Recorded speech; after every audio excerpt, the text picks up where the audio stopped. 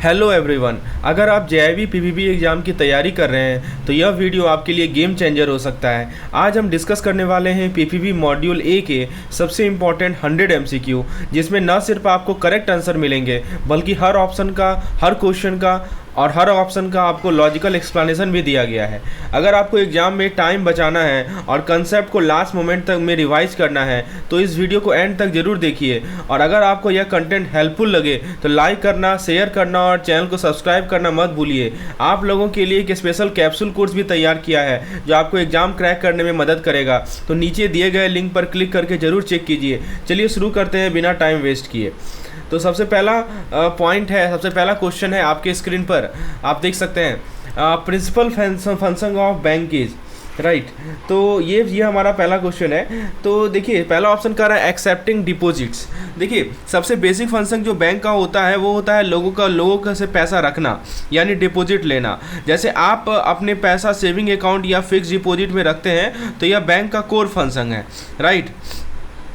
फिर कर रहा है लैंडिंग एंड इन्वेस्टिंग। तो बैंक अपने डिपॉजिट को लैंड करता है यानी लोन देता है, जैसे घर का हाउसिंग लोन हो गया, कार लोन हो गया, बिजनेस लोन हो गया। इसके अलावा बैंक अपने पैसे इन्वेस्ट भी करता है डिफरेंट सिक्योरिटीज़ में, जिससे बैंक को प्रॉफिट मिलता है, ठीक है। फिर कर रहा है non fund business and remittance service. तो नॉन फंड बिजनेस का मतलब है ऐसी सर्विस जहां बैंक को डायरेक्टली पैसे का रिस्क नहीं होता है, जैसे कि लेटर ऑफ क्रेडिट, ठीक है, जैसे कि गारंटी।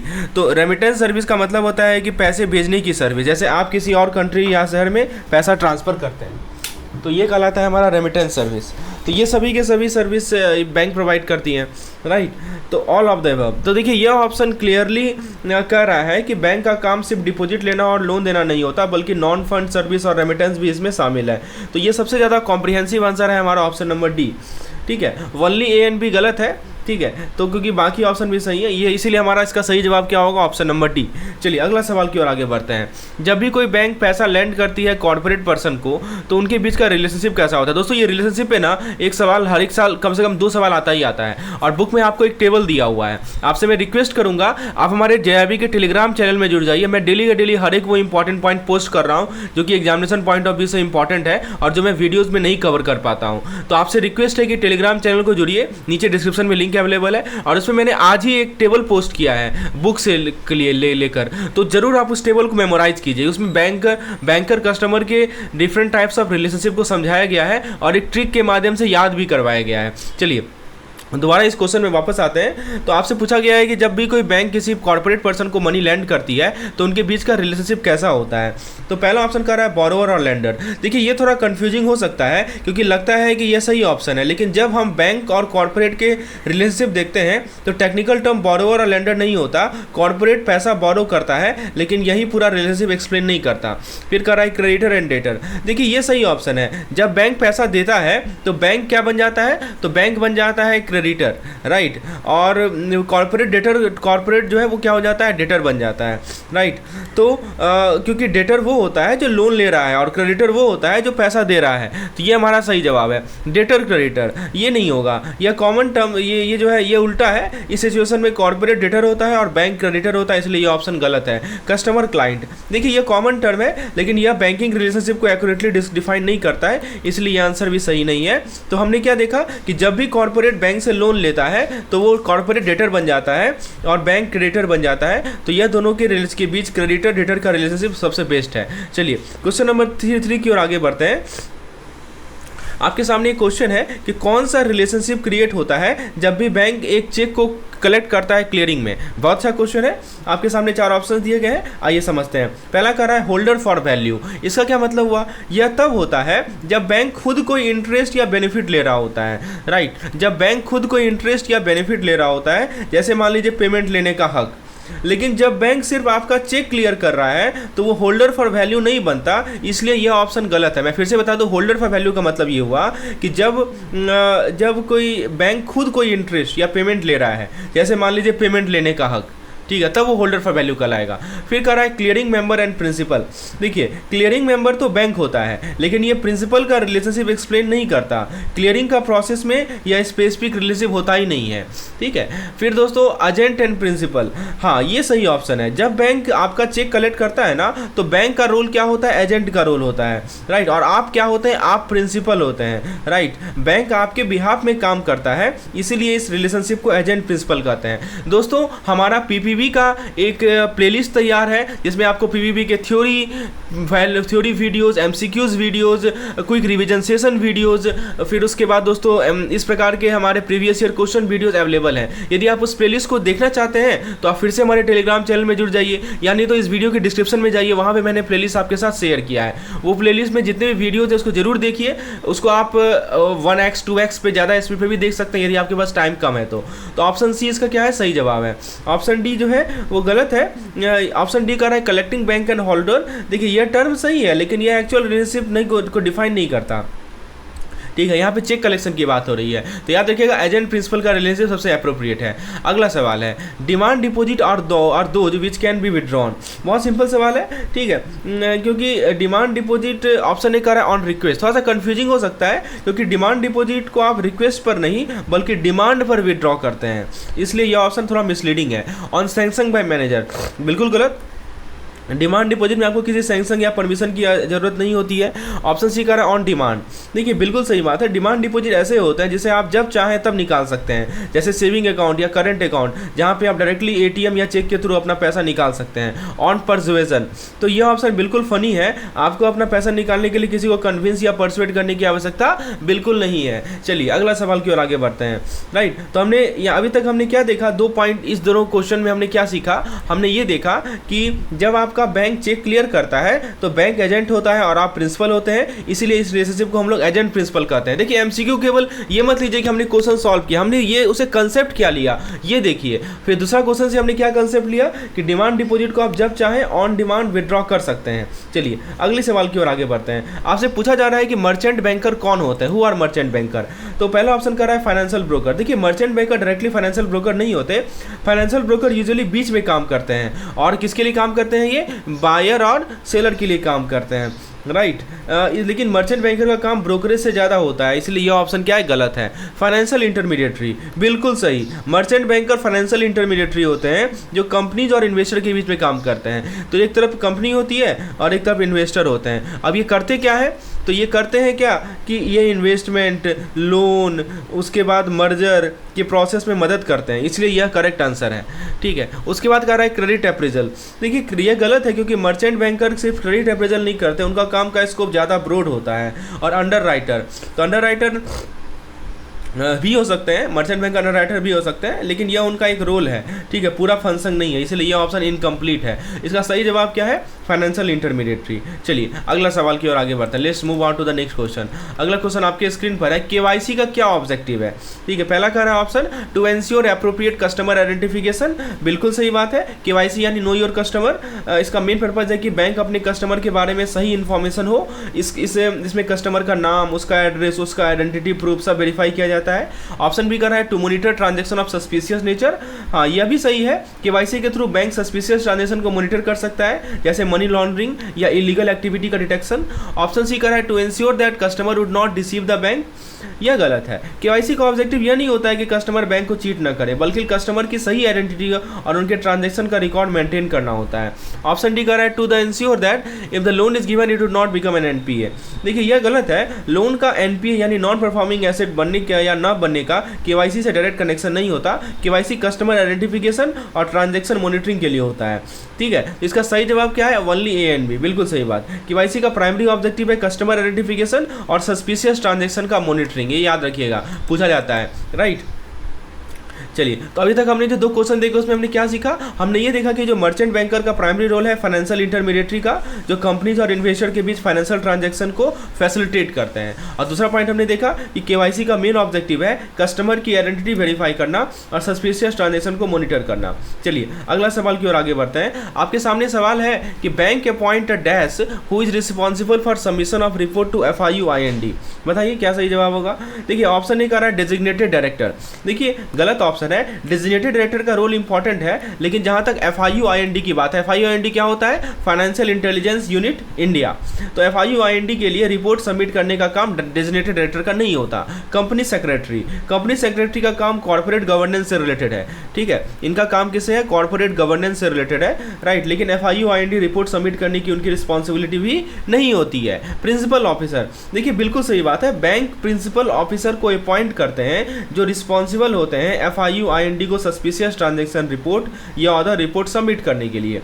यह FIU के साथ सारी कंप्लायंस इंश्योर करता है, इसलिए हमारा यह करेक्ट ऑप्शन है, ठीक है। कंप्लायंस ऑफिसर का रोल भी इंपॉर्टेंट है, लेकिन FIUIND के लिए रिपोर्ट सबमिट करना उनकी प्राइमरी रिस्पॉन्सिबिलिटी नहीं होती, वो प्रिंसिपल ऑफिसर का काम होता है। याद रखिएगा किसका काम होता है, प्रिंसिपल ऑफिसर का काम होता है। तो हमने क्या देखा, प्रिंसिपल ऑफिसर वह होता है जो बैंक के रिपोर्ट FIUIND को सबमिट करता है और वो सस्पिशियस ट्रांजैक्शन की रिपोर्टिंग भी करता है। चलिए अगला सवाल देखते हैं। आपके सामने क्वेश्चन है कि customer are typically categorize in dash risk category. 4 option कह रहा है 4 गलत, कस्टमर को यूजुअली 4 रिस्क कैटेगरी में क्लासिफाई नहीं किया जाता। फिर कह रहा है 3 यस करेक्ट, कस्टमर को बैंक जनरली 3 रिस्क कैटेगरी में क्लासिफाई करती है, एक होता है हमारा लो रिस्क, एक होता है हमारा मीडियम और एक होता है हमारा हाई। यह क्लासिफिकेशन KYC नॉर्म्स के अकॉर्डिंग होती है ताकि उनकी ट्रांजैक्शन और एक्टिविटीज़ को मॉनिटर किया जा सके। 2 नहीं होगा और 5 भी नहीं होगा, ठीक है। तो अभी तक हमने 2 कंसेप्ट सीखे। अभी के क्वेश्चन में हमने पहला ये देखा कि जो FIUIND होते हैं उसके रिपोर्ट को सबमिट करने के लिए बैंक प्रिंसिपल ऑफिसर को अपॉइंट करते हैं जो सस्पिशियस ट्रांजैक्शन की रिपोर्टिंग हैंडल करता है। और दूसरा पॉइंट हमने क्या देखा कि जो हमारा कस्टमर को बैंक 3 रिस्क कैटेगरी में डिवाइड करती है, लो रिस्क, मीडियम रिस्क और हाई रिस्क। चलिए अगले सवाल की ओर आगे बढ़ते हैं। आपसे पूछा जा रहा है कि जो डायरेक्टर होते हैं FIUIND के, वो किसके अगेंस्ट एक्शन ले सकते हैं PMLA ऑब्लिगेशन के वायलेशन के लिए। पहला कह रहा है बैंक, बिल्कुल सही। अगर कोई वायलेशन होता है तो PMLA जानते हैं ना आप, prevention of money laundering act, तो PMLA के अंडर तो director of FIU India bank के अगेंस्ट एक्शन ले सकते हैं। बैंक रिस्पॉन्सिबल होते हैं कंप्लायंस इंश्योर करने के लिए, एनी एम्प्लॉय। देखिए यह भी सही है, अगर किसी एम्प्लॉय का रोल PMLA के वायलेशन में इन्वॉल्व होता है तो उनके अगेंस्ट भी एक्शन लिया जा सकता है, इसलिए यह ऑप्शन भी करेक्ट है। ऑप्शन सी कर रहा है द प्रिंसिपल ऑफिसर।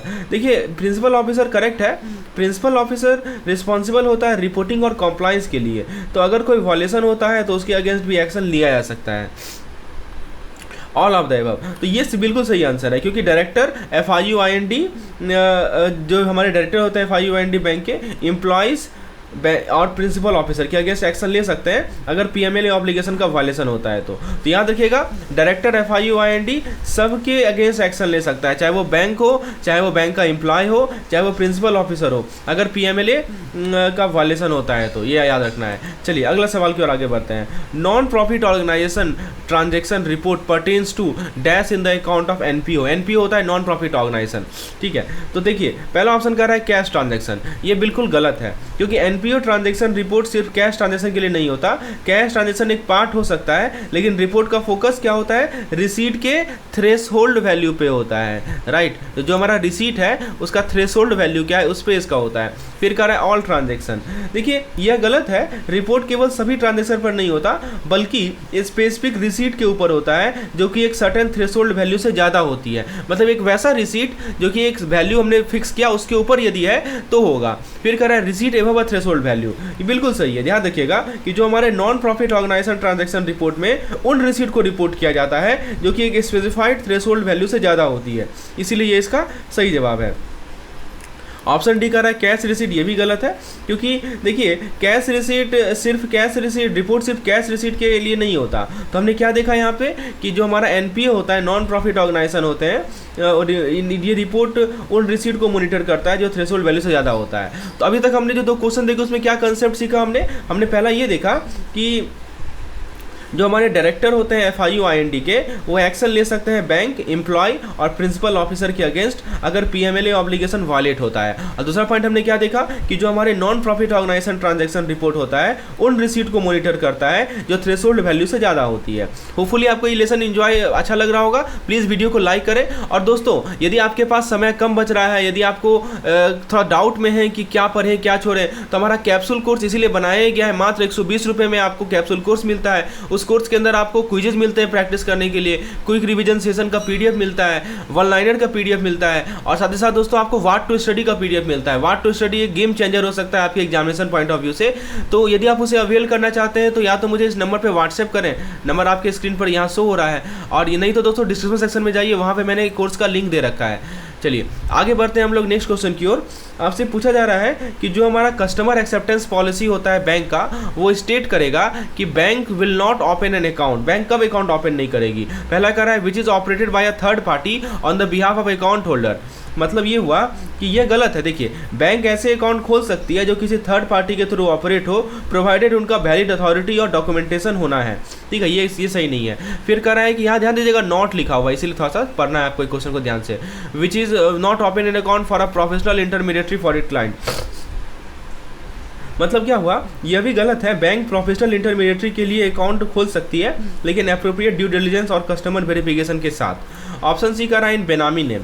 देखिए बिल्कुल सही बात है। बेनामी अकाउंट का मतलब होता है कि जिसमें असली ऑनर का नाम डिस्क्लोज नहीं होता। बैंक को ऐसे अकाउंट खोलना अलाउड नहीं है, और यही हमारा सही जवाब है। ठीक है, चलिए ऑप्शन डी भी देख लेते हैं। ऑप्शन डी क्या कर रहा है कि विदाउट अ पैन। देखिए पैन के बिना भी ये गलत है। अगर पैन नहीं होता है तो बैंक अल्टरनेटिव आइडेंटिफिकेशन प्रूफ के बेसिस पे अकाउंट खोलती है, जैसे आधार हो गया। ठीक है, लेकिन स्ट्रिक्ट रिक्वायरमेंट, पैन जरूरी है लेकिन उतना स्ट्रिक्ट रिक्वायरमेंट नहीं है। तो याद रखिएगा बैंक को बेनामी नाम पर अकाउंट खोलना अलाउड नहीं है जो किसी और के नाम से ऑपरेट हो और असली ऑनर का नाम छुपा रहे।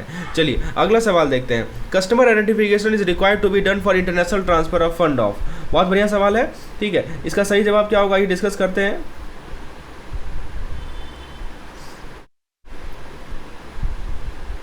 तो देखिए सबसे पहला ऑप्शन है 550,000 एंड एबव।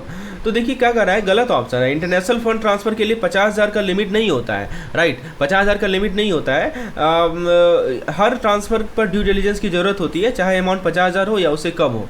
फिर कर रहा है ओवर 50,000, तो यह भी गलत है। 50,000 से ज़्यादा ट्रांसफ़र पर आइडेंटिफिकेशन जरूरी है, लेकिन उससे नीचे भी इंटरनेशनल ट्रांसफ़र पर आइडेंटिफिकेशन जरूरी होती है। एनी वैल्यू, हाँ ये सही है। इंटरनेशनल फंड ट्रांसफ़र के लिए कस्टमर आइडेंटिफिकेशन किसी भी अमाउंट के लिए करनी होती है, चाहे अमाउंट छोटा हो या बड़ा हो। बैंक को प्रॉपर आइडेंटिफिकेशन करना जरूरी है।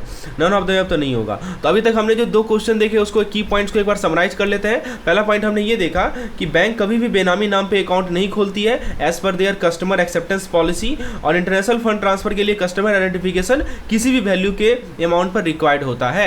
चलिए आगे बढ़ते हैं। अगला सवाल आपके स्क्रीन पर है। आपसे पूछा जा रहा है एनआरआई के केस में अपनी अकाउंट ओपन करने के लिए एक केवाईसी डॉक्यूमेंट का कॉपी जो है कौन सर्टिफाई करेगा।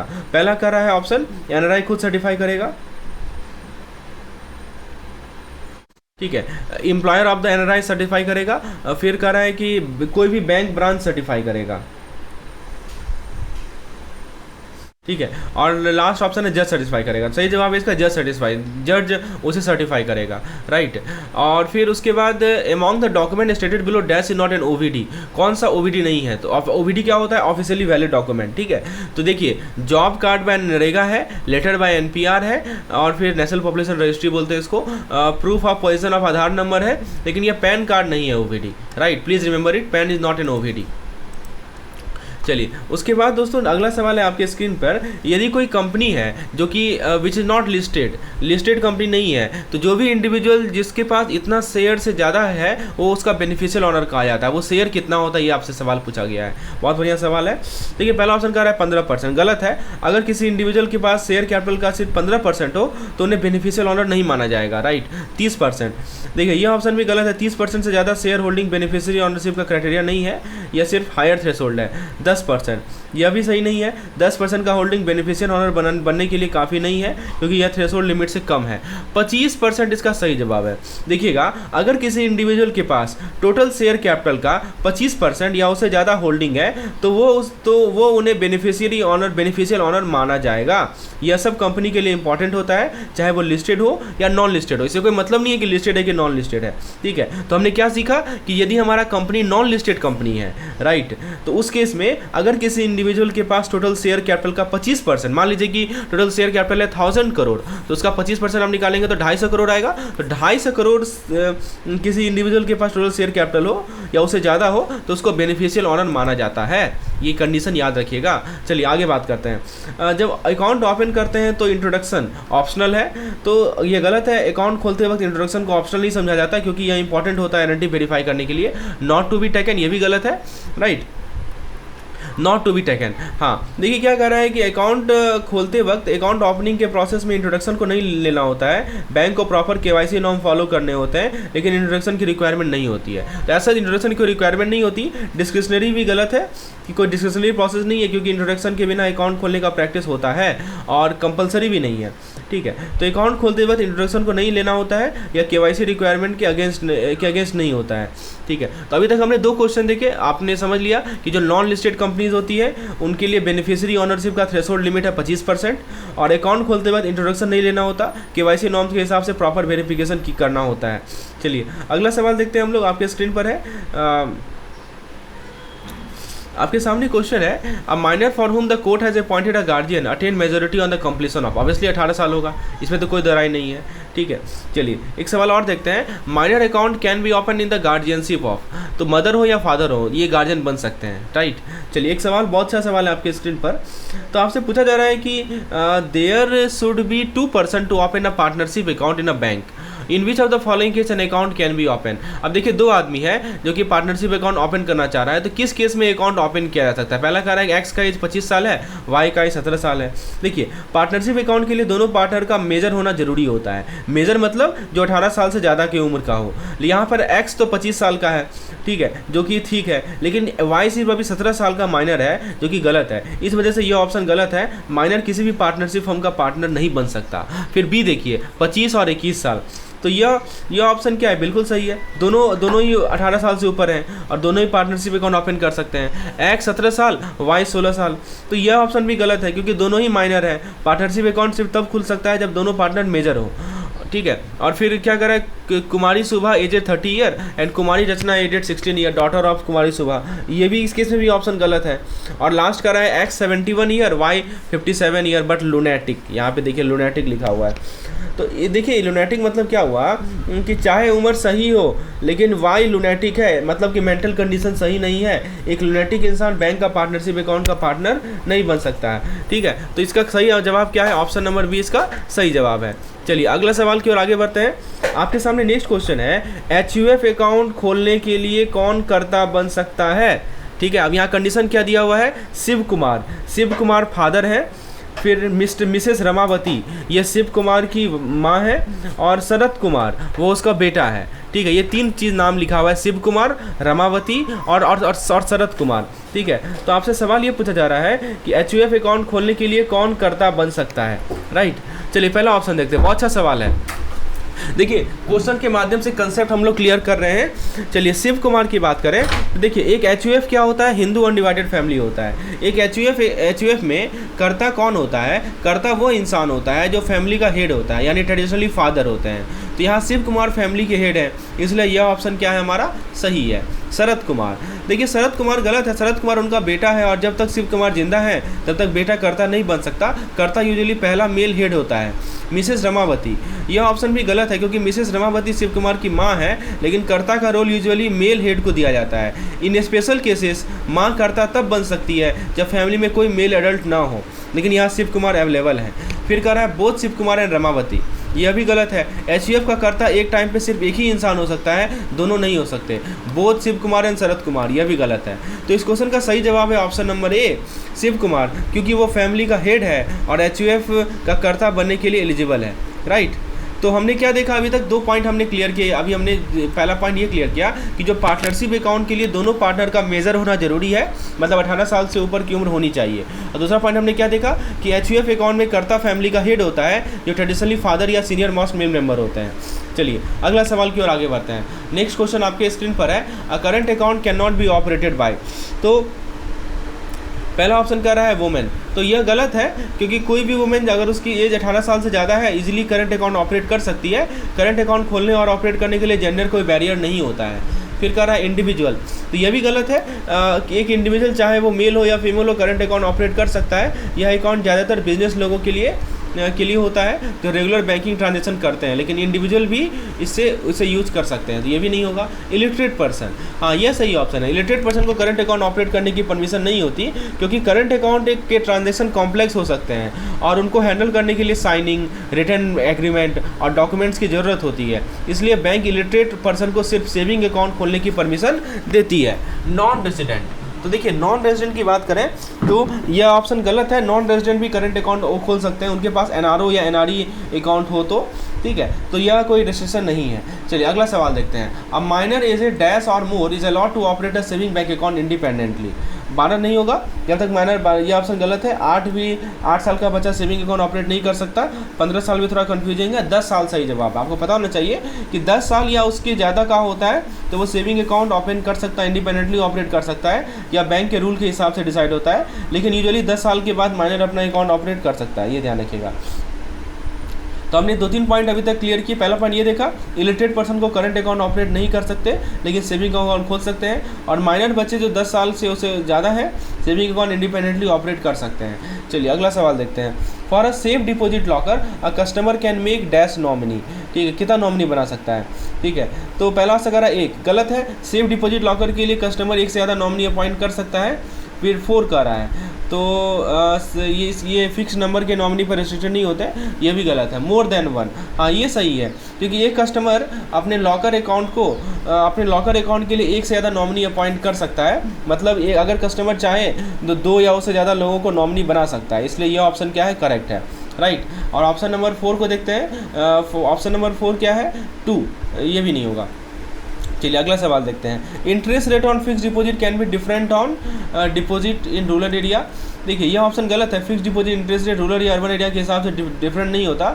इंटरेस्ट रेट मेनली बैंक के पॉलिसी और डिपॉजिट टर्म्स पर डिपेंड करते हैं। ऑफ डिफरेंट टेनर, हाँ ये सही जवाब है। फिक्स डिपॉजिट का इंटरेस्ट रेट डिपॉजिट के टेनर यानी कि ड्यूरेशन के हिसाब से डिफरेंट होता है। अगर आप एफडी 1 साल, राइट, तो देखिए अगर आप एफडी जो है 1 साल के लिए करते हो या उसका इंटरेस्ट रेट डिफरेंट होगा, और अगर आप 5 साल के लिए करते हैं तो उसका इंटरेस्ट रेट अलग होगा, इसलिए यह करेक्ट आंसर है। ऑफ इंडिविजुअल ये भी गलत है, वुमेन भी गलत है। सही जवाब है अलग अलग टेनर। फिर कह रहा है कि बैंक कैन नॉट पे इंटरेस्ट ऑन, बैंक किस पे इंटरेस्ट पे नहीं करेगा। पहला कह रहा है account attach bye ED. ED क्या होता है, इन्फोर्समेंट डायरेक्टरेट, गलत है। अगर देखिए जब ईडी किसी अकाउंट को अटैच करती है ना, इसका मतलब कि अकाउंट को फ्रीज किया गया है लीगल इंक्वायरी के लिए, लेकिन उसके ऊपर इंटरेस्ट देना कंप्लीटली रेस्ट्रिक्टेड नहीं है। फिर अनक्लेम डिपॉजिट, यह ऑप्शन गलत है। बैंक अनक्लेम डिपॉजिट पर इंटरेस्ट पे करती है, लेकिन एक सर्टेन टाइम के बाद, यूजुअली 10 साल के बाद अनक्लेम डिपॉजिट इनऑपरेटिव बन जाता है। अकाउंट फ्रोजन बाय देम, यह भी गलत है। फ्रोजन अकाउंट पर भी बैंक इंटरेस्ट पे कर सकते हैं, लेकिन उस अकाउंट होल्डर को उसका एक्सेस नहीं होता जब तक अकाउंट फ्रीज रहता है। तो करंट अकाउंट बिल्कुल सही जवाब है। देखिए करंट अकाउंट पर आप कभी भी इंटरेस्ट नहीं दिया जाता, चाहे आपका बैलेंस जितना भी हो। करंट अकाउंट ज़्यादातर बिजनेस ट्रांजेक्शन के लिए यूज होते हैं और इनमें इंटरेस्ट नहीं मिलता है, ठीक है। चलिए आगे बात करते हैं। Which of the following requirement is non mandatory for cheque under CTS 2010 standard. तो अभी तक एक बार रिकॉल कर लेते हैं पॉइंट जो अभी तक हमने क्लियर किए। पहला पॉइंट हमने ये देखा कि सेफ डिपॉजिट लॉकर के लिए 1 से ज़्यादा नॉमिनी अपॉइंट किया जा सकता है। फिक्स डिपॉजिट पर इंटरेस्ट रेट डिपॉजिट के टेनर पर के हिसाब से डिफरेंट होता है, और करंट अकाउंट पर बैंक इंटरेस्ट पे नहीं करती है, राइट। ये 3 पॉइंट हमने अभी तक देखा। चलिए अगला सवाल आपके सामने है कि पहला कह रहा है कि इनमें से कौन सा रिक्वायरमेंट मैंडेटरी नहीं है। ध्यान दीजिएगा, नॉट वर्ड को ध्यान से पढ़िएगा। तो पहला ऑप्शन कह रहा है कि फील्ड प्लेसमेंट एज प्रिस्क्राइब। देखिए CTS 2010 के स्टैंडर्ड के अकॉर्डिंग फील्ड प्लेसमेंट बिल्कुल स्पेसिफाइड होती है। यह इंश्योर करती है कि चेक पर सारी इन्फॉर्मेशन सही जगह पर हो, ताकि स्कैनिंग और प्रोसेसिंग में कोई दिक्कत ना आए, इसलिए यह ऑप्शन गलत है। सिक्योरिटी थ्रेड, देखिए यह सही ऑप्शन है। CTS 2010 स्टैंडर्ड में सिक्योरिटी थ्रेड लगाना मैंडेटरी नहीं है। यह ज़रूरत बैंक नोट के लिए होती है, लेकिन चेक के लिए यह ऑप्शनल है, इसलिए यह रिक्वायरमेंट मैंडेटरी नहीं है। फिर कह रहा है प्री फिल्ड अकाउंट फिल, तो यह ऑप्शन गलत है। CTS स्टैंडर्ड में अकाउंट फील्ड प्री फिल्ड होना जरूरी है, पहले से अकाउंट नंबर लिखा होना चाहिए, ताकि चेक में अकाउंट नंबर का गलत होने का रिस्क कम हो। और वाटर मार्क, देखिए वाटर मार्क मैंडेटरी है हर CTS चेक पर। CTS इंडिया, ठीक है, CTS इंडिया का वाटर मार्क होता है जो फ्रॉड प्रिवेंशन के लिए होता है, ठीक है। चलिए अगला सवाल देखते हैं। Under CTS process how many image is to be taken of each cheque, ठीक है। तो देखिए इसका सही जवाब मैं बताता हूँ कि इसका सही जवाब है 3। CTS प्रोसेस के दौरान हर चेक की 3 इमेज ली जाती है। एक तो हमारी फ्रंट साइड की ली जाएंगी नॉर्मल, उसके बाद फ्रंट साइड की ग्रे स्केल ली जाएगी, एक तो नॉर्मल स्केल में ली जाएगी, राइट, एक ग्रे स्केल में ली जाएगी, और बैक साइड की इमेज भी ली जाती है। तो ये सब इमेज ली जाती है, 3 इमेज ली जाती है, राइट। तो इसका सही जवाब क्या होगा? 3 इमेज टेकन। तो अभी तक हमने क्या सीखा? पहला हमने ये सीखा कि CTS 2010 के स्टैंडर्ड के लिए सिक्योरिटी थ्रेड मैंडेटरी नहीं है, लेकिन वाटरमार्क और प्रीफिल्ड अकाउंट फील्ड जरूरी है। और हमने ये देखा कि CTS प्रोसेस में चेक की 3 इमेज ली जाती है, राइट। चलिए आगे बढ़ते हैं। अगला सवाल आपके स्क्रीन पर है। आपसे पूछा जा रहा है कि इनमें से कौन सा स्टेटमेंट गलत है in the cheque collection policy of a bank. ठीक है, तो पहला ऑप्शन कह रहा है कि द टेलर रिफ्यूजेज, पहला ऑप्शन क्या कह रहा है दोस्तों? अच्छा, यहाँ पे हाँ, in the check policy, in the check collection policy, the bank will take all possible measure for safeguarding the instrument received from the customer for collection. Not acceptable लिखा हुआ है, ध्यान दीजिएगा। The bank will compensate the customer for any delay in collection of check on its own. The bank will not be responsible for delay arising out of the circumstance beyond its control. No compensation will be paid for delay in collection of local check. ये गलत है, बाकी सब के सब सही है। ये गलत है कि कोई compensation नहीं देना होगा, ठीक है, ये गलत है। चलिए अगला सवाल है कि इनमें से कौन सा which of the following cash hand at the branch is not required to be under dual custody?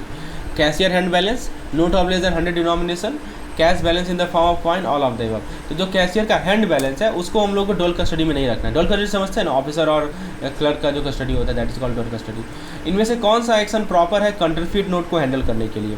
ठीक है, तो आइए देखते हैं कौन सा एक्स प्रॉपर हैंडल है। तो सबसे पहला ऑप्शन कह रहा है कि the teller refuses to accept counterfeit note detected by her at the counter.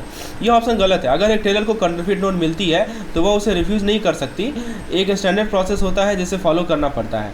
B कह रहा है during checking of bulk cash of customer counterfeit note is detected, the customer come and replaced it with genuine note and is given back the counterfeit note. देखिए यह option भी गलत है। Counterfeit note को कभी भी कस्टमर को वापस नहीं करना चाहिए, उस नोट को इमीडिएटली इम्पाउंड यानी कि सीज कर लेना चाहिए, राइट।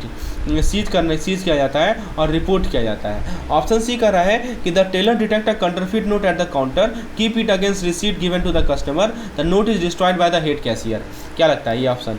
तो देखिए यह भी सही प्रोसेस नहीं है। टेलर को काउंटरफीट नोट को डिस्ट्रॉय नहीं करना होता, नोट को प्रॉपरली इम्पाउंड करना और अथॉरिटी को रिपोर्ट करना होता है। ऑप्शन डी कह रहा है कि the counterfeit note detected at the counter is impounded by the teller and brand it with counterfeit stamp. बिल्कुल सही बात। अगर कोई काउंटरफीट नोट मिलता है तो टेलर उस नोट को इम्पाउंड करेगी और उस पर काउंटरफीट स्टाम्प लगाया जाएगा। नोट को RBI के नॉर्म्स के हिसाब से ट्रीट करना पड़ता है, इसलिए यह करेक्ट ऑप्शन है। ठीक है, चलिए अब होपफुली आपको समझ में आ गया होगा। ऑब्वियसली आप लोग इससे फेमिलियर भी हैं, डेली आप लोग फेस भी करते हैं। Lien is a dash of creditor to retain position. Option A करा राइट, बिल्कुल सही जवाब। लीन का मतलब होता है कि क्रेडिटर का right to retain position of the property और एसेट अंटिल द डेब्ट इज पेड ऑफ, इसलिए यह ऑप्शन करेक्ट है। ऑब्लिगेशन, देखिए लीन कोई ऑब्लिगेशन नहीं होता, ये एक राइट होता है, इंस्ट्रूमेंट भी नहीं है, राइट। लीन एक राइट है, इंटरेस्ट भी नहीं है। चलिए अगला सवाल की ओर आगे बढ़ते हैं। बैंकर्स लीन इज, पहला ऑप्शन क्या कर रहा है? Bailment of good. ठीक है, तो बैंकर्स लीन क्या है? बेलमेंट, ये गलत है। Bankers lean bailment of good नहीं होता। लीन एक लीगल राइट होता है एसेट को रिटेन करने का। बी कह रहा है इम्प्लाइड प्लेज। ठीक है, तो ये सही जवाब है। बैंकर्स लीन का इम्प्लाइड प्लेज के रूप में जाना जाता है। मतलब जब कस्टमर बैंक को अपने एसेट देती है, कस्टमर क्या कर रही है? अपने बैंक को अपने एसेट दे रही है, राइट। तो बैंक के पास उन प्रॉपर्टी को रखने का अधिकार होता है जब तक लोन का रिपेमेंट नहीं हो जाए, इसलिए यह हमारा करेक्ट ऑप्शन है। फिर कह रहा है एग्रीमेंट, तो यह ऑप्शन गलत है। बैंकर्स लीन एक स्पेसिफिक एग्रीमेंट नहीं होता, यह कि इम्प्लाइड राइट होता है, स्टॉपेज भी नहीं होता। चलिए, तो हमने अभी तक क्या क्या की पॉइंट क्लियर किए। पहला हमने ये देखा कि जो काउंटरफीट नोट होता है उसको इम्पाउंड करके काउंटरफीट स्टाम्प लगाया जाता है। लीन एक क्रेडिटर का राइट होता है पोजीशन को रिटेन करने के लिए, और बैंकर्स लीन एक इम्प्लाइड प्लेज होता है, राइट। चलिए तो आगे बढ़ते हैं, हम लोग अगले सवाल की ओर बढ़ते हैं। आपसे सवाल पूछा जा रहा है, right to appropriate the debit balance in one account with credit balance in other account of the same customer by bank is called. तो इसको हम लोग क्या बोलते हैं? Set off. मतलब कि अब एक अकाउंट में डेबिट बैलेंस है, एक अकाउंट में क्रेडिट बैलेंस है, तो हमने क्या किया? जिसमें क्रेडिट है उसको से पैसा निकाल के डेबिट को फुलफिल किया, अप्रोप्रिएट किया, उसको हम लोग क्या बोलते हैं? सेट ऑफ बोलते हैं, आपको पता होगा। ठीक है, चलिए अगला सवाल है कि मैंडेट क्या होता है? मैंडेट एक अनस्टाम्प एग्रीमेंट है, याद रखिएगा। Person to whom the power of attorney is given is called and who give it is called. बताइए, जिसे पावर ऑफ अटॉर्नी दिया जाए उसे क्या बोलते हैं, और जो इसे देता है उसको क्या बोलते हैं। तो देखिए डॉनी और डॉनर होता है। देखिए सिंपल सी बात है, अर उसमें लगेगा, अर वर्ड उसमें लगता है जो देता है। तो यहाँ पे जो दे रहा है पावर ऑफ अटॉर्नी, उसको डॉनर कहेंगे, और जिसे दे रहा है उसको डॉनी कहेंगे। ये वर्ड याद रखिएगा, डॉनी और डॉनर। ठीक है, अगला सवाल देखते हैं। एज पर फेमा आपसे सवाल पूछा जा रहा है कि the basic criteria for a person to be considered as resident in India is the stay in India during the preceding financial year which must be for minimum how many days. पहला कह रहा है 90, गलत है। FEMA के according resident बनने के लिए 90 दिन का स्टे काफ़ी नहीं होता, 182 दिन बिल्कुल सही जवाब। फेमा के अंदर एक पर्सन को इंडिया के रेजिडेंट तब माना जाता है जब उसका स्टे पिछले फाइनेंशियल ईयर में मिनिमम 182 दिन का हो। 180 भी नहीं होगा, 91 भी नहीं होगा। अगला सवाल है, आपसे पूछा जा रहा है कि जो फॉरेन एक्सचेंज का जो ड्रॉल होता है is not permitted for visit to which of the following country. पहला है भूटान, बिल्कुल सही जवाब। रेसिडेंट को भूटान विजिट करने के लिए फॉरेन एक्सचेंज लेना अलाउ नहीं है, क्योंकि भूटान के लिए फॉरेन एक्सचेंज की ज़रूरत होती ही नहीं है। म्यांमार में होती है, श्रीलंका में होती है, फिर बांग्लादेश भी होती है। ठीक है, इस क्वेश्चन का सही जवाब क्या है, भूटान है। राइट, चलिए अगला सवाल देखते हैं। The ceiling on the amount permitted to be remitted under the liberalise remittance scheme initially was. बताइए कितना सीलिंग है। तो इसका सही जवाब है 25,000 USD। ये पहले का सीलिंग था। ठीक है, अभी तक हमने 3 पॉइंट देखा। फेमा के अंदर रेजिडेंट कंसीडर होने के लिए प्रीसीडिंग फाइनेंशियल ईयर में 182 दिन 182 डेज के लिए स्टे हो जरूरी है। रेजिडेंट को भूटान विजिट करने के लिए फॉरेन एक्सचेंज ड्रॉल अलाउड नहीं होता, और लिबराइज रेमिटेंस स्कीम के अंदर इनिशियल सीलिंग अमाउंट 25,000 USD था। ठीक है, जो कि बढ़कर 2.5 लाख कर दिया गया है। आगे बढ़ते हैं, अगले सवाल देखते हैं। पर फाइनेंशियल ईयर की बात हो रही है।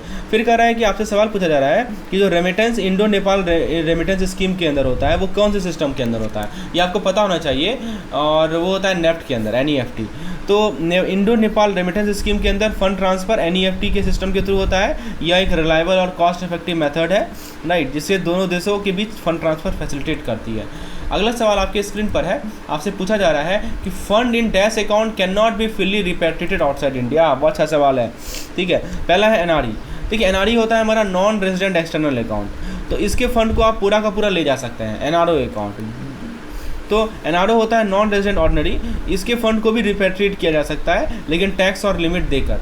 FCNRB अकाउंट, यह भी गलत है। FCNRB होता है foreign currency non resident account, इसका प्रिंसिपल और इंटरेस्ट दोनों फ्रीली रिपेटेबल, मतलब चाहे आप, क्योंकि ये एक तरह का ना टर्म डिपॉजिट अकाउंट होता है।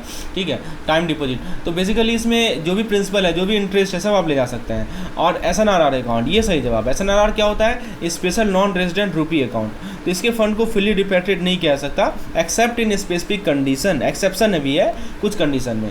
ठीक है, तो ऑप्शन डी इसका सही जवाब है। अगला सवाल है, facility for acquisition of property for long term visa holder is available to citizen of, यानी पहला ऑप्शन कर रहा है भूटान, तो भूटान के सिटीजन को लॉन्ग टर्म वीज़ा होल्डर के लिए प्रॉपर्टी एक्विजिशन की फैसिलिटी नहीं होती। म्यांमार, बिल्कुल सही जवाब। म्यांमार के सिटीजन को लॉन्ग टर्म वीज़ा, देखिए म्यांमार का वो सिटीजन जो क्या है, लॉन्ग टर्म वीज़ा होल्डर है, मतलब बहुत लंबे समय से वो वीज़ा होल्डर है म्यांमार का सिटीजन, तो उन्हें इंडिया में प्रॉपर्टी एक्वायर करने की फैसिलिटी अवेलेबल होती है। अफगानिस्तान और नेपाल नहीं होगा। ठीक है, अगला सवाल है कि तो अभी तक हमने 2-3 पॉइंट क्लियर किए। पहला पॉइंट क्या बताया आपको कि इंडो नेपाल रेमिटेंस स्कीम में नेफ्ट सिस्टम के थ्रू ऑपरेट होता है। SNRR अकाउंट के फंड को फुली रिपेट्रिएट नहीं कर सकते, और म्यांमार के जो लॉन्ग टर्म वीज़ा होल्डर होते हैं उनको इंडिया में प्रॉपर्टी एक्वायर करने की फैसिलिटी दी गई है। अगला सवाल है, citizen of dash can not transfer immovable property in India without prior permission of the RBI।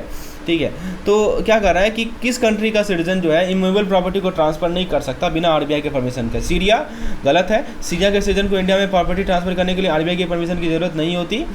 Hong Kong, बिल्कुल सही जवाब। हांगकांग के सिटीजन को इंडिया में कोई भी इमूवेबल प्रॉपर्टी ट्रांसफर करने के पहले RBI का परमिशन लेना होता है। ईरान भी नहीं होगा और इराक भी नहीं होगा। सही जवाब है इसका हांगकांग। अगला सवाल देखते हैं हम लोग, क्वेश्चन नंबर 4। आपसे पूछा जा रहा है कि जो पर्सन भारत से बाहर का है, ठीक है, उसका इन्वेस्टमेंट कहाँ प्रोहिबिटेड है, नॉट प्रोहिबिटेड, कहाँ प्रोहिबिटेड नहीं है, किसमें वो इन्वेस्ट नहीं कर सकता। ठीक है, रिटेल ट्रेड। रिटेल ट्रेड बिल्कुल सही जवाब है। रिटेल ट्रेड में फॉरेन इन्वेस्टमेंट को प्रोहिबिट नहीं किया गया है, जिसमें प्रोहिबिट वो कर सकता है, ये पूछा गया है, क्योंकि दोनों नेगेटिव वर्ड है, नॉट और प्रोहिबिटेड। ठीक है, कहाँ पे वो कर सकता है? रिटेल ट्रेड में वो कर सकता है। रिटेल ट्रेड मार्केट में बहुत सारी फॉरेन इन्वेस्टमेंट अलॉट है। रेलवे ऑपरेशन में फॉरेन इन्वेस्टमेंट रिस्ट्रिक्टेड है। सिगरेट मैन्युफैक्चरिंग ये भी रिस्ट्रिक्टेड है, और निधि कंपनी में भी नहीं कर सकता। तो कौन कौन सा रिस्ट्रिक्टेड है वो भी आपने देख लिया।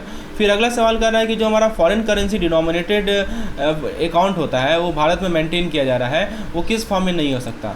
ठीक है, तो फिक्स डिपॉजिट पहला कर रहा है, सेविंग गलत। Foreign currency dominated account saving account में मेंटेन किया जा सकता है, फिक्स डिपॉजिट नहीं किया जा सकता है, वो ध्यान रखना है आपको, ये भी गलत है। फिक्स डिपॉजिट भी फॉरेन करेंसी अकाउंट में मेंटेन किया जा सकता है। करंट अकाउंट ये ऑप्शन भी सही नहीं है। हाँ, रेकरिंग डिपॉजिट नहीं हो सकता, तो foreign currency denominated recurring deposit account India में नहीं हो सकता है। ठीक है, फिर कह रहा है कि foreign currency denominated account can not be maintain in India by, कौन नहीं मेंटेन कर सकता है?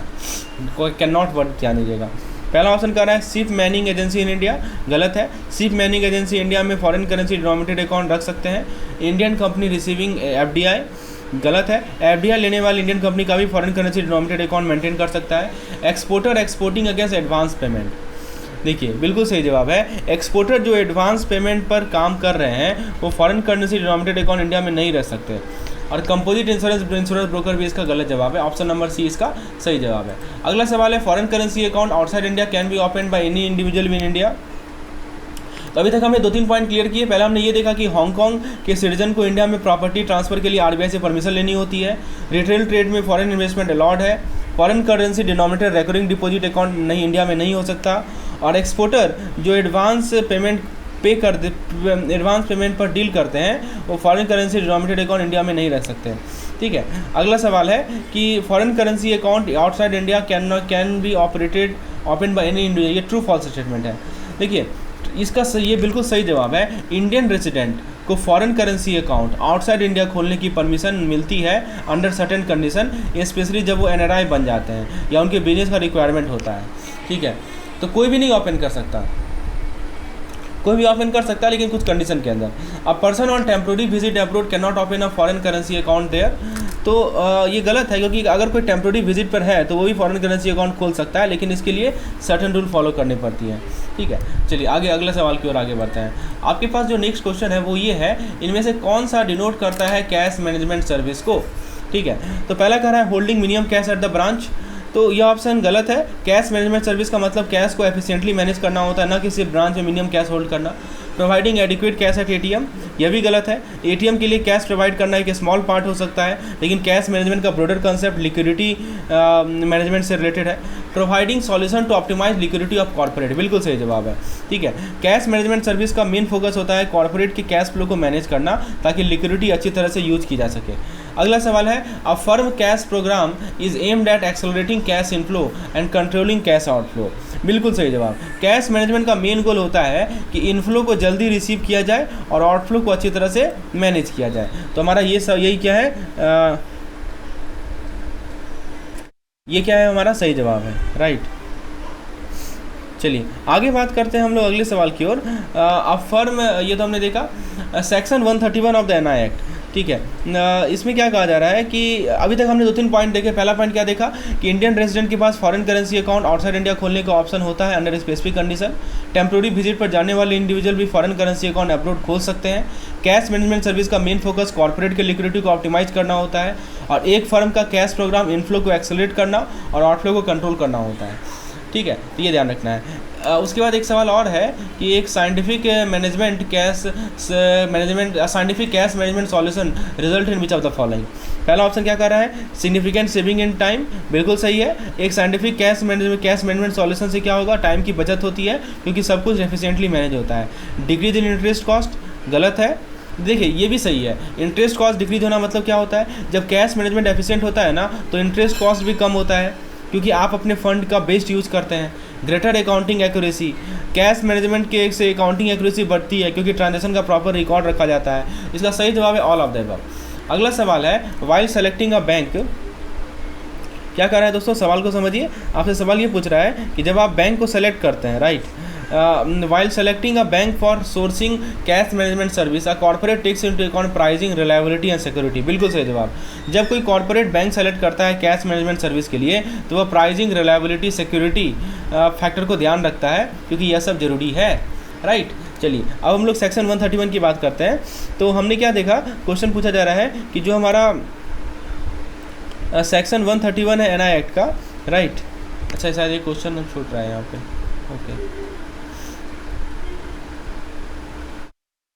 ओके। सेक्शन 131 जो है किसे प्रोटेक्शन देता है, तो ये कलेक्टिंग बैंक को प्रोटेक्शन देता है, ठीक है। और जब कोई कस्टमर बाय लेटर ने उसने एडवाइस किया है कि बैंक कहा है कि bank not to honour a particular cheque, ऐसे लेटर को क्या बोलते हैं, जिसको हम लोग बोलते हैं stop payment letter. Fourth cheque कैसा चेक है, तो फोर्थ चेक एक इनवैलिड चेक है। अब देखिए एक सवाल है, केस स्टडी टाइप का सवाल है। एक चेक है जो कि राजकुमार ऑर्डर का फेवर किया था और उसको चुरा लिया गया, और जो थीप है उसने अपना चेक को इंडोर्स कर दिया the cheque as Rajkumar in his favour, मतलब उसके फेवर में, और चेक को क्लियरिंग में लाया गया और ड्रॉई बैंक ने पे कर दिया। ट्रू ऑनर जो है बाद में लीगल नोटिस भेजता है बैंक को, तो बैंक की क्या लायबिलिटी होगी, बहुत बढ़िया सवाल है, ठीक है। तो पहला कह रहा है कि the paying bank will get protection under the NI act, यह सही है। एनआई एक्ट के अंदर अगर बैंक ने चेक को लीगल इंडोर्समेंट के साथ पेमेंट किया है तो उन्हें प्रोटेक्शन मिलती है। फिर बी कह रहा है कि forgery does not give any right to the paying bank hands is liable. देखिए यह गलत है, क्योंकि अगर चेक का इंडोर्समेंट फॉर्जरी से हुआ है तब भी बैंक को क्या होता है दोस्तों, कुछ प्रोटेक्शन तो होता है अगर वो प्रॉपर प्रोसीजर फॉलो करते हैं तो। As per section 85 of the NI the paying bank is liable. देखिए यह ऑप्शन भी सही नहीं है। सेक्शन 85 डील करता है होल्डर इन ड्यू कोर्स से, ये आपको पता होना चाहिए। सेक्शन 85 किसे डील करता है, होल्डर इन ड्यू कोर्स से, राइट। लेकिन इस सिचुएशन में पेइंग बैंक को प्रोटेक्शन मिलती है। और section 131 as per section 131 paying bank is liable. तो सेक्शन 131 अभी मैंने बताया था ये प्रोटेक्शन देता है कलेक्टिंग बैंक को, यहाँ पेइंग बैंक की बात ही नहीं हो रही है। इसका सही जवाब है ऑप्शन नंबर ए। सेक्शन 131 किसको प्रोटेक्शन देता है, कलेक्शन को। किस चीज़ का कलेक्शन को, बिल ऑफ एक्सचेंज, गलत। बिल ऑफ एक्सचेंज को स्पेसिफिक प्रोविजन के अंदर डील किया जाता है। फिर प्रोमिसरी नोट, नहीं ये भी गलत है। नेगोशिएबल इंस्ट्रूमेंट भी गलत है। चेक सही जवाब है। तो सेक्शन 131 में क्या होता है कि चेक को कलेक्शन करने के लिए प्रोटेक्शन दिया जाता है, याद रखिएगा। ऑप्शन नंबर डी सही जवाब है। आगे बढ़ते हैं। The law relating to the payment of cheque and protection to a banker is contained in, क्या सवाल है कि जो लॉ है चेक पेमेंट और बैंकर प्रोटेक्शन वो किस में है, इंडियन कॉन्ट्रैक्ट एक्ट, ठीक है। गलत है। इंडियन कॉन्ट्रैक्ट एक्ट कॉन्ट्रैक्ट के बारे में है, लेकिन चेक के लिए स्पेसिफिक लॉ नहीं है। Reserve bank of India act नहीं। हाँ, नेगोशिएबल इंस्ट्रूमेंट एक्ट बिल्कुल सही जवाब है। नेगोशिएबल इंस्ट्रूमेंट एक्ट चेक और अदर नेगोशिएबल इंस्ट्रूमेंट की पेमेंट के लिए लॉ बनाया गया है, ठीक है। अगला सवाल देखते हैं। A customer is bound to inform the dash about lost cheque leaf, तो किसे इन्फॉर्म करेगा, ठीक है। तो ऑब्वियसली बात है, अभी तक हमने 2-3 पॉइंट देखे। पहला पॉइंट ये देखा कि स्टोलन चेक पर पेमेंट करने वाले बैंक को एनआई एक्ट के अंदर प्रोटेक्शन मिलती है अगर वो प्रॉपर इंडोर्समेंट के साथ पेमेंट करते हैं। और सेक्शन 131 जो एनआई एक्ट का है वो चेक के कलेक्शन के लिए प्रोटेक्शन प्रोवाइड करता है। और चेक की पेमेंट और बैंकर की प्रोटेक्शन से related law negotiable instrument act में है। देखिए पहला सवाल है कि कस्टमर किसे इन्फॉर्म करेगा लॉस्ट चेक लीव के बारे में, पेई को, गलत। पेई को इन्फॉर्म करने की ज़रूरत नहीं है जब चेक लीव खो जाए। इंडोर्सी को, यह भी सही नहीं है। कलेक्टिंग बैंक, यह भी गलत है। ड्रॉई बैंक बिल्कुल सही। कस्टमर को ड्रॉई बैंक को इन्फॉर्म करना चाहिए अगर चेक लीव खो गया है तो। In a joint account one of the signature is forced, आप बताइए क्या होगा। तो पहला कह रहा है कि the bank and customer are equally liable, गलत। अगर सिग्नेचर फोर्ज है तो लायबिलिटी किसी और पर नहीं होती, only the customer is liable, ये भी सही नहीं है। Only the bank is liable, बिल्कुल सही। देखिए अगर एक जॉइंट अकाउंट में सिग्नेचर फोर्स्ड है तो बैंक की लायबल होगा, क्योंकि उन्होंने वेरिफिकेशन करना था, वेरिफिकेशन उन्होंने सही से किया नहीं, ठीक है। अब कह रहा है payment to be done in due course, अभी मैंने बताया था section 85, payment is done in due course, need not to be always made to the holder but can be made to his agent or servant, गलत है। Sorry, ये option सही है। Payment कभी भी होल्डर के एजेंट या सर्वेंट को भी दी जा सकती है, ठीक है। फिर need always to be made to holder but can be made to the agent or server, तो ये ऑप्शन थोड़ा मिसलीडिंग है। पेमेंट जरूरी नहीं कि सिर्फ होल्डर को दी जाए। फिर कह रहा है made to the customer agent or service, ये भी गलत है। तो ऑप्शन नंबर ए इसका सही है। अब देखिए कह रहा है कि सेक्शन जो 131 है नेगोशिएबल इंस्ट्रूमेंट एक्ट का, वो प्रोटेक्शन जो है बैंकर को ग्रांट करता है कब, ठीक है। तो ये देखिए पहला कह रहा है receiving payment of a draft, बिल्कुल सही। सेक्शन 131 ए बैंकर को ड्राफ्ट के पेमेंट को रिसीव करते हुए प्रोटेक्शन देता है, तो ऑप्शन नंबर इसका ए सही होगा। Making payment of a cheque, तो यह ऑप्शन भी सही है। बैंकर को चेक की पेमेंट करते हुए प्रोटेक्शन मिलती है। इंडोर्सिंग पेमेंट ऑफ चेक, ये भी ठीक है। तो सही जवाब है इसका डी। सेक्शन 131 ए में सब में प्रोटेक्शन मिलता है, चाहे ड्राफ्ट का पेमेंट हो, चाहे चेक का पेमेंट हो, चाहे चेक के पेमेंट का इंडोर्सिंग हो। फिर कह रहा है कि the condition for collecting bank to claim protection has been laid down under, बताइए किस एक्ट के अंदर है कलेक्टिंग बैंक को जो प्रोटेक्शन मिलता है, तो वो है हमारा नेगोशिएबल इंस्ट्रूमेंट एक्ट। यदि प्रॉपर केवाईसी डॉक्यूमेंट नहीं होगा तो collecting banker can be held liable for collection of fraudulent cheque on the ground of. तो किस ग्राउंड पे? तो इसका सही जवाब है नेग्लिजेंस। यस, नेग्लिजेंस के कारण, ठीक है, नेग्लिजेंस के कारण उनको लायबल कहा जा सकता है। When a banker receive information that cheque for collection is lost, तो बैंकर क्या करे? तो ऐसे मान लीजिए कि इन्फॉर्मेशन मिला कि चेक लॉस्ट हो गया है कलेक्शन पे, तो इन्फॉर्म द ड्रॉअर। इसका ऑप्शन का मतलब है कि अगर चेक लॉस्ट हो गया तो बैंकर को ड्रॉअर को इन्फॉर्म करना चाहिए, लेकिन यह ज़रूरी नहीं है, क्योंकि ड्रॉअर को पता नहीं होना चाहिए कि अगर चेक खो गया है। ऑप्शन भी करा इन्फॉर्म द ड्रॉई, ठीक है, ये भी गलत है। इन्फॉर्म द आरबीआई, ये भी गलत है। एक्सरसाइज ड्यू कॉशन, हाँ, तो ये ऑप्शन बिल्कुल सही है। बैंकर को कॉशन लेना चाहिए जब वो चेक कलेक्ट कर रहे हैं, ताकि वो कोई फ्रॉडलेंट एक्टिविटी से बचे। फिर कह रहा है कि demand draft is issued by bank to be valid for, बताइए कितना दिन के वैलिड होता है डिमांड ड्राफ्ट? तो 3 महीने की होती है, आपको पता होना चाहिए। फिर कह रहा है कि customer is entitled to issuance of duplicate DD in place of lost one provided. Duplicate DD कब मिलता है? पहला कह रहा है he give due intimation to the issuing branch, सही है, इशुइंग ब्रांच को इन्फॉर्म करना जरूरी है। Payment of DD not already made by the drawee branch, यह भी बिल्कुल सही है। अगर ड्रॉई ब्रांच ने पेमेंट नहीं किया है तो डुप्लीकेट डीडी मिल सकता है। Execution of indemnity sign by both the payee and the purchaser of the DD, ठीक है, यह भी जरूरी है, इंडेमनिटी एग्रीमेंट साइन करना पड़ेगा। और फिर कह रहा है कि payment of a fee is applicable for issue of, या पेमेंट बिल देना पड़ेगा। तो ऑप्शन नंबर ई सही है। कौन सा कथन गलत है लॉकर फैसिलिटी के बारे में?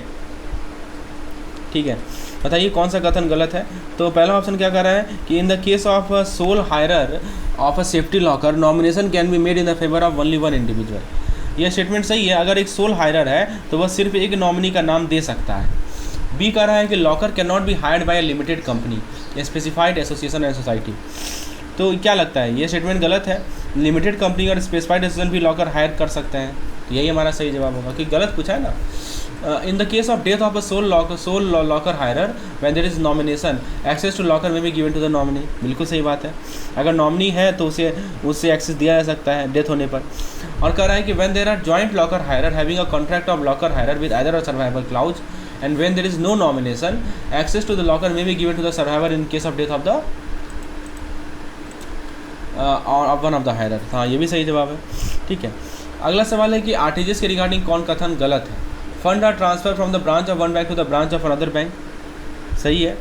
फिर कह रहा है only the corporate and government department can avail of facility, गलत है, यही तो गलत है। RTGS system is maintain and operated by the RBI, सही है। Each participant of the RTGS is required to open a dedicated settlement account for putting it RTGS, ये भी सही है। Implementation of the EBT electronic benefit transfer scheme is meant for which kind of customer? Pensioner, high worth individual, ठीक है, pensioner गलत है। High net worth individual भी सही है, भी सही नहीं है, ये भी गलत है। लो वैल्यू अकाउंट, बिल्कुल, EBT scheme low value account के लिए डिज़ाइन की गई है, जहाँ स्मॉल अमाउंट ट्रांसफ़र होता है, ठीक है। फिर उसके बाद कह रहा है bank can not use the service of dash as a business facilitator or business correspondent, बताइए। पहला कह रहा है नॉन एनजीओ, सही है। एनजीओ को बैंक का बिजनेस फैसिलिटेटर या कॉरेस्पॉन्डेंट के रूप में इस्तेमाल किया जा सकता है, ठीक है, किसे यूज़ नहीं किया जा सकता, ये सवाल है। सेल्फ हेल्प ग्रुप भी बैंक के लिए फैसिलिटेटर की तरह काम कर सकती है। विलेज सरपंच, यह जवाब सही है। विलेज सरपंच को बिजनेस फैसिलिटेटर या कॉरेस्पॉन्डेंट के रूप में इस्तेमाल नहीं किया जा सकता। MFI भी सही है, माइक्रो फाइनेंस भी किया सकता है। MORD यानी मिनिस्ट्री ऑफ रूरल डेवलपमेंट, ये एक वन टाइम ग्रांट प्रोवाइड करता है कितना का लीड बैंक को प्रत्येक डिस्ट्रिक्ट में, ताकि वो एक RCT सेट करे। तो सही जवाब क्या है इसका? 1 करोड़। MORD हर डिस्ट्रिक्ट के लीड बैंक को एक बार का ग्रांट 1 करोड़ रुपए देती है, ताकि वो RCT इस्टेब्लिश करे, ठीक है। Bank are required to have a customer service committee at every, कहाँ पे कस्टमर सर्विस कमेटी हो? प्रत्येक ब्रांच पे, रीजनल ऑफिस पे, department at head office or none of the. सही जवाब है इसका ब्रांच। जो हमारा कस्टमर कंपनसेशन पॉलिसी होता है, वो कंपनसेशन प्रोवाइड करता है कस्टमर को किसी में डिले होने पर। तो सही जवाब है इशूइंग ए डुप्लीकेट ड्राफ्ट। अगर डुप्लीकेट ड्राफ्ट इशू करने में देरी होती है तो कस्टमर को कंपनसेशन दिया जा सकता है, ठीक है। अगला सवाल है for resolution of dispute related to ATM transaction, जो ATM ट्रांजेक्शन से रिलेटेड डिस्प्यूट है उसको रिजॉल्व करने के लिए bank can have bilateral settlement agreement, ये स्टेटमेंट सही है। Issuing bank will be solely liable, acquiring bank will be solely liable, the settlement will be through the ATM service provider only। तो सही जवाब है ATM सर्विस प्रोवाइडर के through. For online card not presented transaction the authentication process, तो क्या कह रहा है, ठीक है, ये देखना ज़रूरी है कि जो ऑनलाइन कार्ड है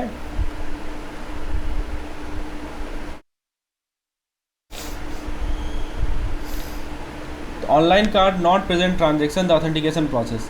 पहला कह रहा है same as that for card transaction done on POS or ATM, गलत है। फिर कह रहा है कि required digital signature of the card holder, ये भी सही नहीं है। फिर कह रहा है require an additional factor of authentication, हाँ बिल्कुल, ऑनलाइन कार्ड जिसको ट्रांजेक्शन में नहीं प्रेजेंट किया गया उसमें एडिशनल ऑथेंटिकेशन फैक्टर की ज़रूरत होती है। Business hour of bank branch RBI fix करती है, कंसर्न बैंक फिक्स करता है, डिस्ट्रिक्ट कंसल्टेटिव कमेटी फिक्स करता है, या 4 घंटा का होना चाहिए मिनिमम। तो क्या सही जवाब है? सही जवाब है D, must be minimum 4 hour on all weekday and working Saturday.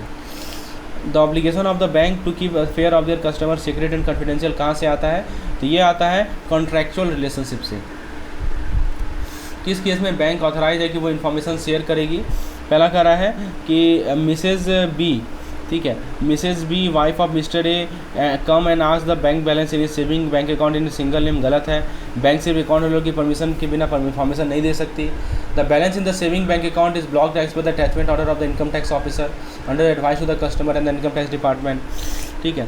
तो यह सही है। इस सिचुएशन में बैंक को इन्फॉर्मेशन शेयर करने की परमिशन है। Mr T the teller speak out the balance in the account of Mr X who has just withdrawn the cash from his account, यह भी गलत है। टेलर को अकाउंट होल्डर की डिटेल बिना उनकी परमिशन के नहीं बतानी चाहिए। और the balance in the saving account of Mr Y is told to the income tax officer making a telephonic enquiry, यह भी गलत है बिना प्रॉपर ऑथराइजेशन के। The loan account of Mr X are overdrawn, कौन सा स्टेप अप्रोप्रिएट नहीं है? द बैंक, पहला कह रहा है the bank lawyer issue the legal notice containing various detail of the loan account, यह सही है, लीगल नोटिस भेजना जरूरी है, ठीक है। फिर कह रहा है कि the bank discuss the matter with the guarantor with the complete detail of the loan account, यह भी सही है, गारंटर को इन्फॉर्म कर देना जरूरी है। The bank inform the status of the account to the CIBIL, ये भी सही है। फिर कह रहा है कि bank contract a firm that provide informally recovery service and give the detail to them, ये गलत है, ये इनफॉर्मल रिकवरी सर्विस के बारे में करना गलत है। फिर कह रहा है मिस्टर जेड ने क्लीन ओवरड्राफ्ट अवेल किया था बैंक से, उसका कुछ फिक्स डिपॉजिट था बैंक के पास, उसका सेफ डिपॉजिट लॉकर भी है, इनमें से कौन सा करेक्ट पोजीशन है? पहला कह रहा है कि द बैंक है general lien only on the fix deposit, बिल्कुल सही बात है, बैंक को फिक्स डिपॉजिट पर लीन होता है। फिर कह रहा है कि बैंक है no lien other on fix deposit on the content of safe deposit locker, यह गलत है, बैंक के पास लीन है। फिर bank has general lien on both FD and safe deposit locker, यह भी गलत है, सेफ डिपॉजिट लॉकर के कंटेंट पर लीन नहीं होता है। और बैंक है general lien only on content of the locker, यह भी गलत है। तो सही जवाब क्या है इसका? ऑप्शन नंबर है, बैंक का जनरल लीन होता है FD पे। इनमें से कौन सा की कमिटमेंट नहीं है अंडर BCSBY कोड? तो पहला कह रहा है कि to help customer use their account service, यह कमिटमेंट है, बैंकों को यह ड्यूटी है कि वह कस्टमर के उनके अकाउंट के इस्तेमाल करने में मदद करे। To sanction loan facility as per the customer request, यह सही नहीं है, बैंक को ज़रूरत पड़ने पर ही लोन सैंक्शन करना चाहिए, सिर्फ कस्टमर की रिक्वेस्ट पर नहीं। To deal quickly and sympathetically with thing that go wrong, यह भी कमिटमेंट है, बैंक को कस्टमर कंप्लेन को जल्दी और संवेदना के साथ हैंडल करना चाहिए। टू पब्लिसाइज द कोड, यह भी सही है, कोड को पब्लिसाइज करना भी बैंकों की रिस्पॉन्सिबिलिटी, ऑप्शन बी गलत है। एज ऑन डेट कितने बैंकिंग ओम्बड्समैन अपॉइंट हुए हैं? तो याद रखिएगा एज ऑन डेट 22 हैं, ऑप्शन बी सही जवाब है। और कौन इंटरनल ओम्बड्समैन की तरह काम करता है बैंक का? तो यह याद रखिएगा इसका सही जवाब है हमारा ऑप्शन बी, यानी कि चीफ कस्टमर सर्विस ऑफिसर, वो इंटरनल ओम्बड्समैन होता है बैंक का। और बैंक का प्रिंसिपल नोडल ऑफिस कहाँ होना चाहिए? तो हेड ऑफिस में होना चाहिए, ठीक है, प्रिंसिपल नोडल ऑफिस। और इनमें से कौन सा मोड है कंप्लेन का? To a bank will not be educate for filing a complain with ombudsman, तो कौन सा एप्रोप्रिएट नहीं होगा ये पूछा जा रहा है आपसे। तो ड्रॉपिंग इन कंप्लेंट बॉक्स सही है, ईमेल थ्रू स्पेसिफाइड आईडी ये भी सही है, submitting at branch with acknowledgement ये भी वैलिड है, थ्रू वेबसाइट और लिंक स्प्रेड ये भी सही है। सही जवाब है option A, dropping in complaint box. आप कंप्लेंट बॉक्स में डाल दीजिएगा तो एडुकेट नहीं माना जाता। और जो मिनिमम एज होता है कंज्यूमर प्रोटेक्शन एक्ट के लिए, वो to protect the manufacturing condition of the industry, वो कितना होता है डिस्ट्रिक्ट कमीशन का?